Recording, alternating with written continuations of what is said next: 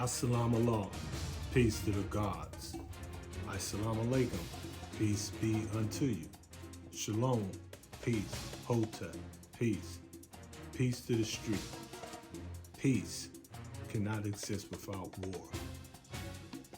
So there is a war of Armageddon that's taking place here in the hells of North America. Today, family, we're going to build in the cipher. I am your brother Minister Alifallah. And today we're going to come from the ancient file number 21,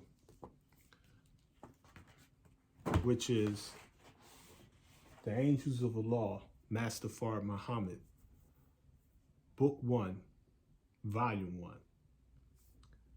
I'm going to share with you maybe 2 or 3 chapters from this particular book. And I want you to focus on a particular scripture. Before we begin, we want you to realize that there is nothing spooky. The Honorable Elijah Muhammad teaches us that the angels of Allah are not spooks nor spirits. There are no little white angels flying around with white wings on white clouds that's going to come down and save you or fight for you. You must become a self-believer today. You must do for yourself today. You must become a self-believer.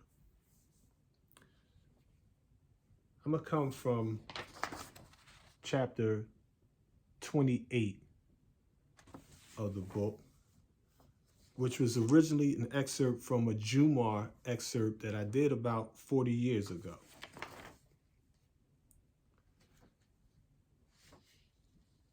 And then I'm going to share with you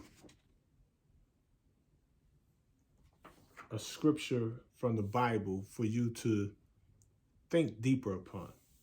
See, a lot of people, when they read the scriptures, they think that there's something supernatural in there, that the similes, analogies, parables, and analogies that's simply used throughout the text are to be taken literally, that there are devils under the ground, angels in the sky, a mystery God, talking animals, miracles, supernatural things taking place in our universe.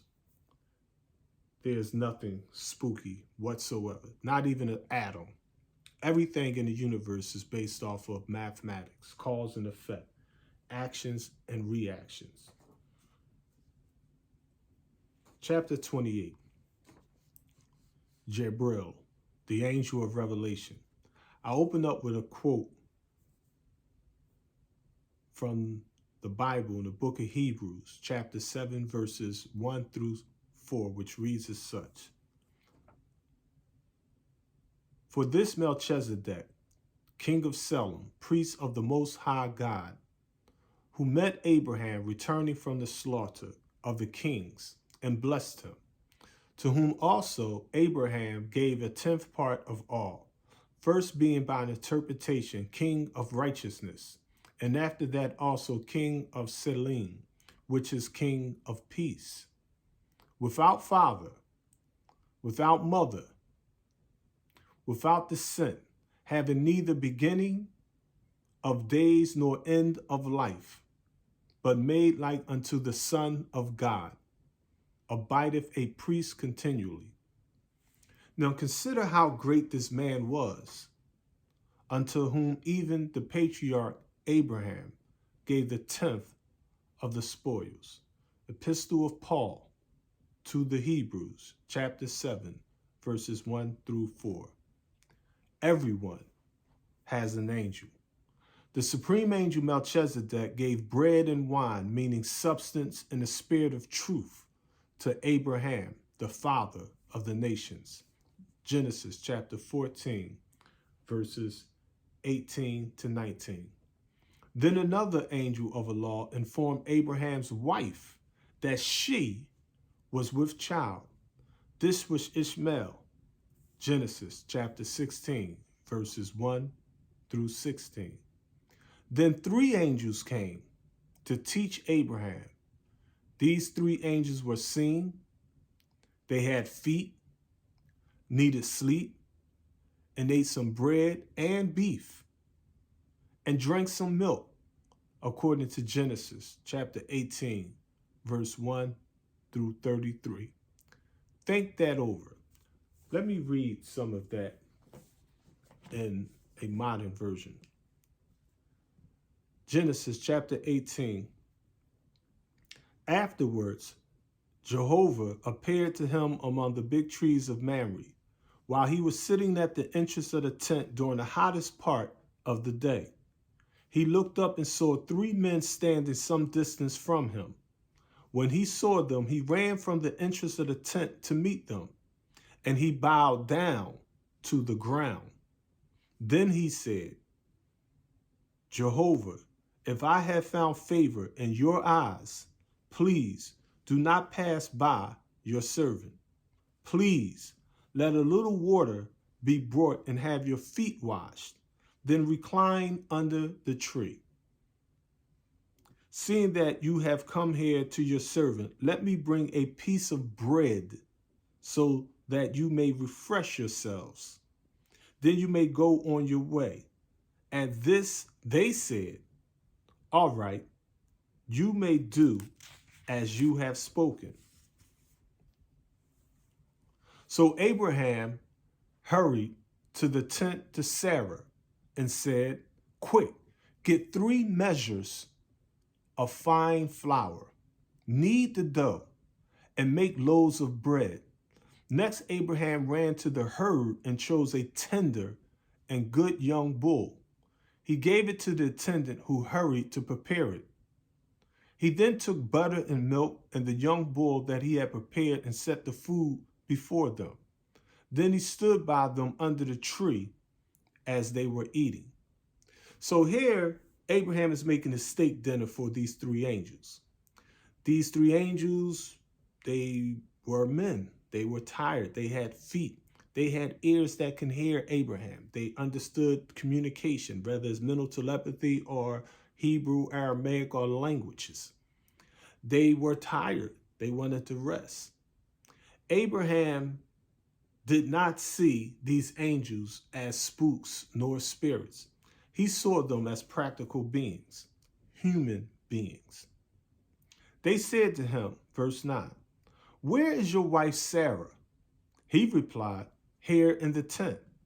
So one of them continued, I will surely return to you next year at this time. Now already this particular angel understood the sciences of pregnancy. See, we look at the white man as being the father of medicine. And many people look at Imhotep as being the father of medicine. But the original man is the father of medicine.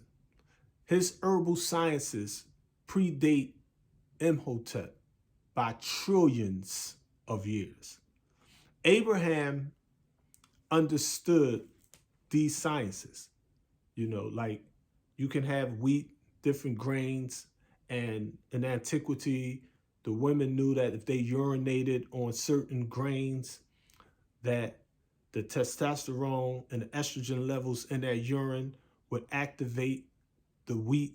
And if it sprouted, that means that she was pregnant. And they could even tell if the child would be a boy or a girl.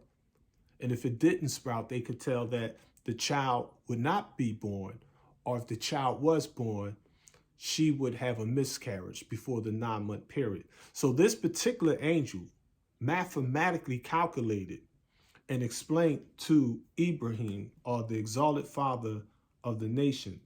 He said, I will surely, there was no doubt in his mind. There was no doubt in his mind that she was already pregnant. He explained, I will surely return to you the next year at this time. He knew the month. He knew the time. He knew the purpose of this child. The Honorable Elijah Muhammad's birth, life, and ministry and death was all known by the 24 scientists. The same with Dr. Yaqub. The same with Master Fard Muhammad. the same with each and every last one of you. The prophecies explain that God knew you when you was in the wombs. He knew you before you were in the wombs. The Bible's not going to tell you. But when you were in your atomic structure, the energy, the mind of the original black man knew exactly when and where and why and how you would be born trillions of years into the future. And the quantum physics, the atomic structure of our universe, intentionally, consciously knew which mathematical elements to combine to produce you. So that when you, in your liquid form, running as a single sperm cell against countless other gods and goddesses, they knew you would be the winner. They knew that you would be born to do what you are doing. So this angel says, so one of them continued, I will surely return to you next year at this time. And look, your wife Sarah will have a son. Now Sarah was listening at the tent entrance, which was behind the man. Abraham and Sarah were old. Being advanced in years, Sarah was past the age of childbearing. Now in this day and time, if an angel came to you and told you you would have a son or a daughter, and you didn't believe it, but if a white doctor came to you in your older age and explained that they had some new herbal tinctures like Viagra, they understood how to use petri dishes and cloning and fertilization techniques and how to use surrogate mothers and how to remove and insert uteruses and wombs. And they understood the science of how a woman 100, 300 years old could give birth to a child. You would believe that white scientist, but you would reject that black scientist. Now, Sarah was listening at the tent entrance, which was behind the man. Abraham and Sarah were old, being advanced in years. Sarah was past the age of childbearing. So Sarah began to laugh to herself, saying, after I am worn out and my Lord is old, will I really have this pleasure? Then Jehovah or Yahweh said to Abraham, why did Sarah laugh and say, am I really going to give birth even though I am old? Is anything too extraordinary to God, Yahweh, Jehovah? Do you really think that Allah, subhanahu wa ta'ala, the true and living God, the original man, the Asiatic black man, the maker, the owner, the cream of the planet Earth, needs a physical woman to produce life? Do you not realize that ants that are born from ants came from an original created ant, which produced countless made ants? That the countless fish came from the original fish, the prototype that created fish, that spurned or gave birth to countless other fish? So it is with the birds, and so it is with humanity. Whether you're black, brown, yellow, red, or white, all people had to come from some person. That person could not have came from two people because that is not mathematics. It's like an earthworm or hermaphrodite. The earthworm is able to take and genetically produce the male and female sex organ and get itself pregnant. Many of you wonder, why do men still have nipples? Think about that. Why do men, black men, white men, Chinese men, Hispanic men, why do men in 2022 have ancient nipples when we're no longer breastfeeding? There's a science here that you just simply do not understand. The black man is God. The black man produced the womb of man, or the black woman, to find an efficient and more effective manner of reproducing himself. Let us move on. Verse 14. Is anything too extraordinary for Yahweh or God or Jehovah? I will return to you next year at this appointed time, and Sarah will have a son. But Sarah denied this, saying, I did not laugh, for she was afraid. At this he said, yes, you did laugh. When the men got up to leave and looked down towards Sodom, Abraham was walking with them to escort them. Jehovah said, am I keeping hidden from Abraham what I'm going to do? Why, Abraham is surely going to become a great and mighty nation, and all the nations of the earth will be blessed by means of him.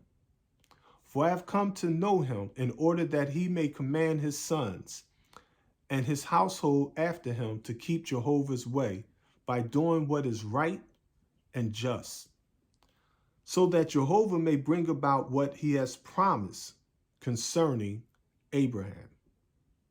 Then Jehovah said, the outcry against Sodom and Gomorrah is indeed great, and their sin is very heavy. I will go down to see whether they are acting according to the outcry that has reached me, and if not, I can get to know it. Then the men noticed that these angels are now called men. Then the men left from there and went toward Sodom, and Jehovah remained with Abraham. Then Abraham approached and said, will you really sweep away the righteous with the wicked? Suppose there are 50 righteous men within the city. Will you then sweep in the city? Will you then sweep them away and not pardon the place for the sake of the 50 righteous who are inside of it? It is unthinkable that you would act in this manner by putting the righteous man to death with the wicked one, so that the outcome for the righteous man and the wicked is the same. It is unthinkable of you. Will the judge of all the earth not do what is right? Abraham in antiquity, some 4,000 years ago, is raising the argument of modern jurisprudence, modern law. The Constitution is considered the supreme law of the land in the United States of America today. And as such, you have certain inalienable rights. You have certain constitutional rights, privileges, if you will. You have the right to be secure in your person against unlawful searches as well as seizures. You cannot unjustly just have your life taken away from you unjustly. So here, Abraham is arguing on behalf of the principle that it's better that non-guilty go free than one innocent man be unjustly executed on death row in Pennsylvania. Let us continue. Then Jehovah said, if I find in Sodom 50 righteous men in the city, I will pardon the whole place for their sake. But Abraham again responded, please, here I have presumed to speak to Jehovah, whereas I am dust and ashes. Suppose the 50 righteous should lack 5. Because of the 5, will you destroy the whole city? To this, he, God, said, I will not destroy it if I find there are 45 poor righteous teachers. If you have 45 5%ers, poor righteous teachers who do not believe in the teachings of the 10% in your city, we will hold back our mother plane. We will hold back the rain, hail, snow, and earthquakes. We will hold back the diseases and pestilences. We will hold back. Chapter 27. The death angel, Israel. We will hold back certain of the angels of Allah who came in the person of Master Farad Muhammad. But yet again he spoke to him and said, suppose 40 are found there. He answered, I will not do it for the sake of the 40. But he continued, Jehovah, please do not become hot with anger, but let me go on speaking. Suppose only 30 are found there. He answered, I will not do it if I find 30 there. But he continued, please, here I have presumed to speak to God, Jehovah, in person. Suppose only 20 are found there. He answered, I will not destroy it for the sake of the 20. Finally, he said, Jehovah, please do not become hot with anger, but let me speak just once more. Suppose only 10 are found there. He answered, I will not destroy it for the sake of the 10. When Jehovah finished speaking to Abraham, he went his way, and Abraham returned to his place. Allahu Akbar.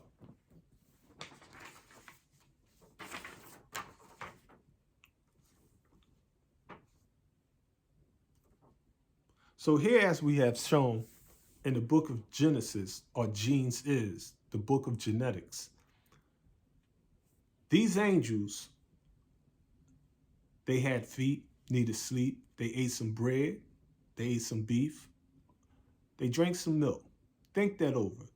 Then just think, the angels deliver the divine education called way or revelation by the righteous people. The angels are poor righteous teachers of the sciences of life. The Bible's book of Isaiah, chapter 6. The ranks of the angels are called seraphim. They had 6 wings, like Lazarus had a napkin on his face, so did the angel. Now here you have Lazarus with a napkin on his face. Jesus, when he's put into the sepulchre, Jesus has a napkin on his face. And here, the angel has a napkin on his face. Your face is your character. The napkin, according to Messenger Elijah Muhammad, symbolizes the devil's falsehood, the tricknology that they put on your character or on your face. Messenger Elijah Muhammad teaches us the napkin represents falsehood because our face is washed before our 7 daily prayers. When you pray by ritual or rite, you want to remove all falsehood.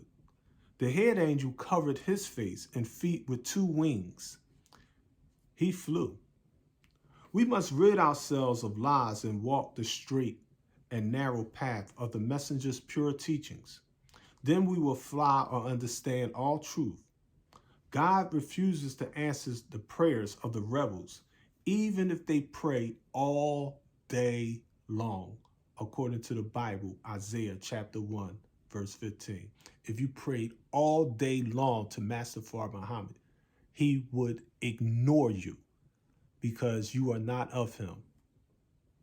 You are not submitting your individual will to the collective will of the Supreme Allah God who came in the person of Master Fard Muhammad. So he cannot speak through you. He cannot utilize your talents and your gifts and your skills.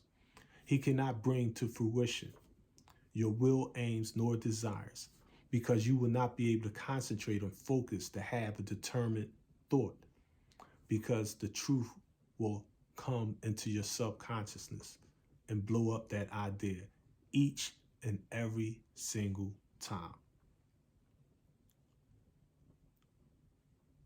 Seraphim means the shining angel. They do not use all their wings to fly. That would be a weak angel if he or she needed all of their wings just to get off the ground.